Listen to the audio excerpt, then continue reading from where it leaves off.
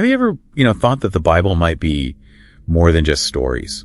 Like maybe it holds a practical guide. Yeah. Something for creating the life you actually want. Mm-hmm. Beyond just reading about things, what if you could unlock the principles, tap into your own power for creation? It's a fascinating angle, isn't it? Especially when you look at someone like Neville Goddard. Right. His take was really different. He saw the Bible not as literal history, but, well, more like a psychological drama playing out inside each of us. Inside us. Yeah.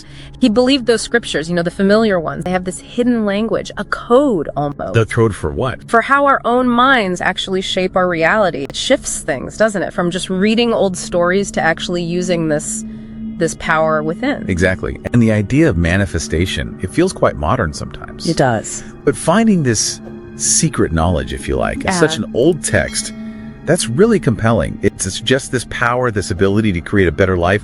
Maybe it's been there all along. Just waiting for a different way to look at it. So what was the heart of Neville's interpretation? How did he see it? Okay, so Neville's core idea was that the Bible is basically an allegory for the human mind, for our psyche. All those characters, Adam, Moses, Jesus, you name them, they aren't just historical figures. They represent states of awareness, different ways we think and feel within ourselves. States of awareness. Exactly. And the stories, the miracles, the prophecies, they're symbolic. They show the inner workings of our minds and how that inner world projects outwards to become our experience. Okay, let's unpack that a little. So Moses isn't just Moses. Yes. He's a state of consciousness I might be in. Potentially, yes, or represents a function within consciousness. And those miracles, Yeah.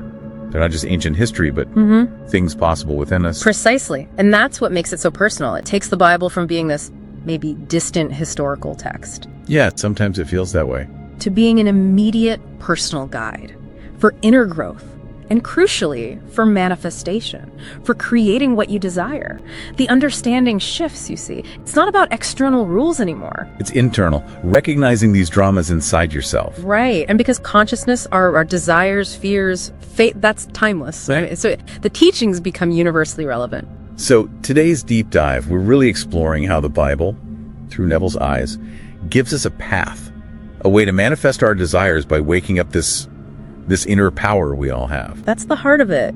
And it really starts with something seemingly simple but incredibly profound. Which is? I am that I am. From Exodus. Yeah. Neville taught this wasn't some name for God out there. It's the revelation of your own awareness of being. My awareness. Yes, that feeling, that knowing that you are, your consciousness, that silent presence that just knows I exist.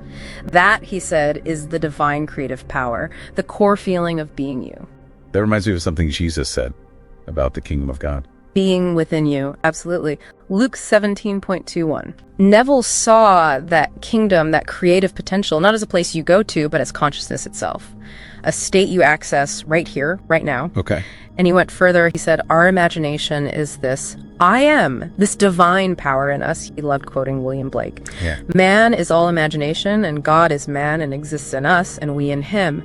So for Neville, Christ, the creative power, it's not separate. It is our own wonderful human imagination, how we conceive possibilities. Okay, wow. This is where it gets really practical, maybe. If I am is my consciousness, and that's the creator, what does that mean for actually making things happen? It's huge. The implication is, well, to manifest anything, you have to be aware of what you are being in your I amness. What I'm being. Yes. What are you identifying with in your thoughts, your feelings? Because everything you experience, good or bad, starts there, from that state of awareness. So there's no separation between me creating and what I see. Fundamentally, no. If I am is the only creator. Man, wow. That puts a lot of responsibility on us. It does.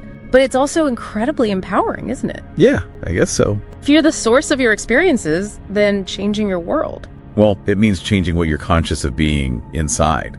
It's a total shift from just reacting to things. Okay, so I am is the foundation. Yeah. But how do we steer this power? How do we get from just an idea, a desire, to seeing it in the world? Right. And that brings us to Neville's most famous principle, his master key, really. Which is? Feeling is the secret. Feeling is the secret. Okay. It's not enough to just think about what you want or hope for it.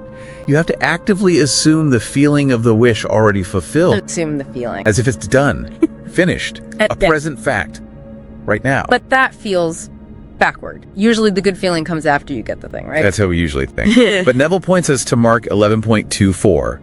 Remember, what things soever you desire when you pray, believe that you have received them. Have received, past tense. Exactly, have received. So prayer, for Neville, isn't asking an external God. It is the internal act of assuming the feeling, taking on the state of the wish fulfilled. So it's about preparing for it. Yes. He said, prayer is not so much what you asked for as how you prepare for its reception. And preparation means embodying the feeling of already having it. So the inner state comes first and creates the outer reality. That's the core of it. You cultivate that feeling, you sustain it, and you're planting the seed, a seed in consciousness that has to grow into your physical world.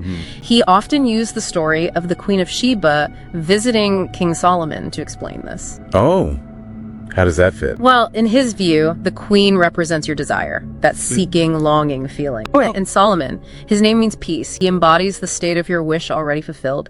Wisdom, abundance, completion. Got it. The queen comes with hard questions. Those are your doubts, right? The hows and whens. Yeah. Solomon, the fulfilled state, answers them just by being that state. Then she sees his house, that's your world, your circumstances, rearranged to reflect the fulfilled desire. And it says there was no more spirit in her. Meaning the longing stopped because she experienced fulfillment. And her gifts to the king, that's your energy, your focus, now invested in this new fulfilled reality. That's actually a really powerful way to look at that story. So real belief, real faith. It's not just thinking it's true. No, it's a deep embodied feeling, that feeling of reality. Like Hebrews 11.1 says, The substance of things hoped for, the evidence of things not seen. Exactly. Faith, for Neville, is that inner conviction, that feeling that your unseen desire is already real on another level, and feeling it brings it here. Okay, so feeling is the secret. That's clear. How do we actually do this day to day? Did Neville give us specific techniques based on the Bible? Oh, absolutely. Several really practical methods. Let's start with how he saw prayer. Prayer, but different from, asking for things. Completely different. For Neville, prayer is internal. It's claiming, assuming your desire is real right now. He called prayer the master key. The master key. Yeah. Unlocking possibilities that already exist in consciousness. He believed everything already exists, potentially. Prayer is just selecting a state. Choosing which reality to embody with your awareness, your I am. So how do we do this kind of prayer? It's pretty straightforward, really. 3 steps. First, get crystal clear on your desire. What is it exactly? Okay. Second, create an affirmation, a statement in the present tense, as if it's already true. So, not I hope for money, but I am so grateful for my abundance. Something like that. Perfect. Present tense is key. And third, this is crucial. Feel the feelings that go with it. Gratitude, joy. Relief, certainty, whatever fits. Really immerse yourself in those emotions as you repeat the affirmation mentally. You're actively shaping your reality from the inside out. Right. Shifting from feeling lack to feeling having. Makes sense. Yeah. What's another technique you talked about? Another really powerful one is called SATS. S-A-T-S. Stands for state akin to sleep. That drowsy, relaxed feeling just before you fall asleep or right when you wake up. Ah, okay. That fuzzy state. Exactly. Neville connected this to Job 33, where it talks about God sealing instruction in slumber. He figured in that state, our conscious, critical mind, it's quiet. The guard dog is asleep. Kind of. And the subconscious mind, which he saw as the real creative powerhouse, the womb of creation, is much more open, more receptive. So our usual filters are down. Pretty much. The subconscious doesn't argue or doubt like the conscious mind does. It just accepts what's impressed upon it and goes to work making it real. Lots of mystical traditions recognize that in-between state as powerful, So how do we use SATs deliberately for manifesting? Okay, there are about 5 steps. First, before you get sleepy, decide on a short, vivid mental scene. Something that clearly implies your wish is already fulfilled. Like seeing something that would only happen after it's done. Exactly. Something you'd naturally experience after, like shaking hands on a deal or walking into your new home. Focused on you doing something. Second, get comfortable, relax completely, let yourself drift towards sleepiness. Right. Third, as you feel that drowsiness, mentally step into that scene. Experience it like it's real, see it, hear it, touch things, and most importantly, feel the emotions of it happening now. Really live it. Yes. Fourth, gently loop that scene. Repeat it. Focus on making the feeling of fulfillment stronger, more natural. Maybe focus on, say, 3 to 5 distinct sensory details to keep it vivid, but not overwhelming. Avoid what he called affective fatigue. Don't try too hard. Right. Keep it gentle. And fifth, the crucial part. Fall asleep while you're in the scene. Drifting off, immersed in that feeling, that reality. And that impresses the subconscious. That's the idea. It plants the seed deep, setting it up to manifest in your world. Wow. That feels very intentional. What was the third main technique? The third one is really interesting. He called it revision, using the pruning shears of revision. Pruning shears. Yeah. It's about mentally rewriting things. Any unpleasant event from your day or even your past, you consciously replay it in your mind as you wished it had happened. Rewrite the past. How does that work? He believed that changing the memory in your imagination changes its emotional impact and, crucially, its consequences for your future. He said, revision is repentance, and revision results in repeal. So if I had a bad meeting, instead of stewing on it, you reimagine it going perfectly, in detail. Feel the satisfaction of how you wanted it to go. And this connects to the Bible, how? He saw links everywhere, putting off the old man, putting on the new, the self, Ephesians, Colossians. Oh, right. Even Jesus talking about pruning branches in John 15. Consciousness is the garden where the gardener is pruning away what we don't want. And Paul saying, I die daily. In 1 Corinthians, he saw revision as dying to the unwanted past, resurrecting into the ideal. Okay, so how do we practice revision? 4 steps, usually. First, end of the day, review the events, just observe, no judgment. Okay. Second, pick out anything you didn't like, anything negative. Got it. Third, vividly reconstruct it. In your imagination, see it, hear it, feel it unfolding exactly as you wished it had. Make it real in your mind. Engage the senses again. Definitely. Fourth, relive that revised scene with the positive feelings, relief, joy, whatever fits.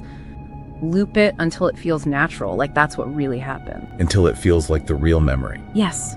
Neville taught that consistently changing your inner perception of the past changes you, and your outer world eventually has to reflect that change. It makes everything malleable, past, present, future. And it's a form of forgiveness, really, transforming the negative. These are really practical tools.